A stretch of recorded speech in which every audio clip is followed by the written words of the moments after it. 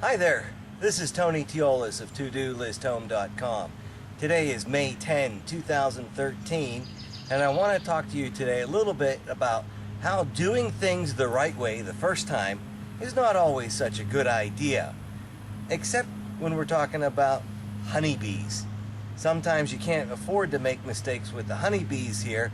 I'll give you a quick peek inside to show what I mean, and then I'll get to the heart of today's matter, which is doing things the right way the first time is not always a great idea, and that's how we learn things, by making mistakes. And this is what I try to do here at ToDoListHome.com, is show you the mistakes I make and help you prevent yourself from making them, and maybe you can learn from what I'm doing. We'll go ahead and just take a quick peek in here in the top bar hive that I built, and I did build this the right way. We have at least 8 combs in here doing real well, coming along just fine.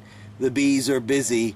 It's going to rain the next couple of days, and they still have a little bit of sugar water to get them through the next couple of days until I can get in here again. So when it comes to building a top bar hive, doing it the right way the first time is very beneficial, not just for me, but for the bees. For example, my attempt at building swells here in the backyard to prevent the erosion that was going on. For the most part, it's come out pretty well. I've got the wintergreen planted in here, and we've got some rye, clover, and hairy vetch keeping it all together. But this main pathway that we use here all the time is not going to really support a lot of growth here. So what I'm going to have to do is put in some stones to make this easier to walk up and down.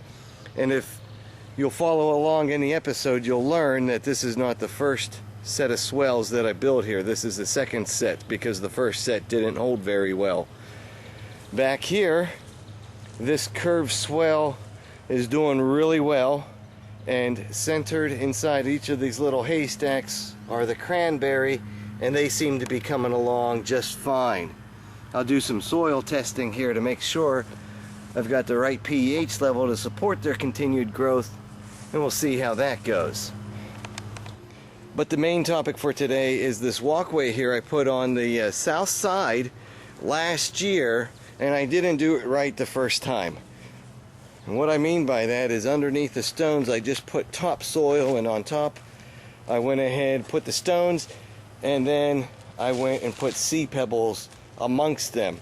But since I didn't layer the bottom correctly with sand and stones the first time, I've had a lot of green growth come up here, weeds and such, and it was starting to look unsightly, and the stones themselves weren't level.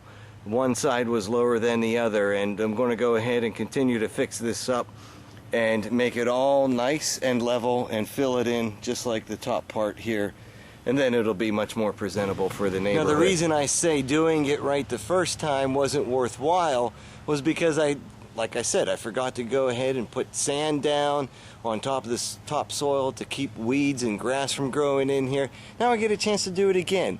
And I'm going to learn from this and hopefully teach other people, especially my children, about how to maintain this and to make it nice and level, and to make it an easy pathway to walk through after heavy rain versus the mud path that used to be here. And you see, one of the things I had to do after I went ahead and replaced the stones was, first I put sand and gravel on top of the topsoil. Then I leveled the stones with my trusty board and my level over here, and now I've got them all lined up on the left side, and on the right side here they're all lined up. I'm just double checking to see if they are even with one another, and we can see from the tape measure line that there is some further levelness that's required here. So I have to raise a couple of the stones with some sand. And we just got some ordinary bags of pea pebbles here. We'll just go ahead, dump these out amongst the stones as so.